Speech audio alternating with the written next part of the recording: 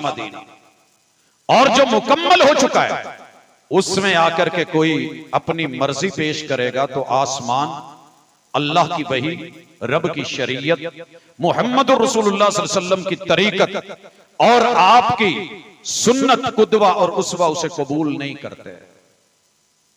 अगर कभी ठंडे दिल से इस जुमले पे गौर कर लें कि दीन मुकम्मल है। मिसाल लीजिए, आपने ताला लिया है, ताले की चाबियां गुम हो गई, एक मास्टर चाबी मां के पास है, बाप के पास है, बाकी बहन भाइयों ने बनवानी है। गुजरांवाला के किसी भी बाजार में ला करके किसी भी ताले वाले को दीजिए, मशीन पे एक तरफ चढ़ाएगा, बराबर के दंदाने, बराबर का साइज, वो ताला खोलेगी। लेकिन अगर मोहब्बत में आके वो उसे सोना लगा दे, प्यार में आके चांदी जड़ दे, पीतल तांबा लगा दे,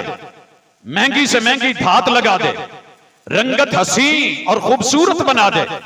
उसका साइज बढ़ा दे और फिर कहे यार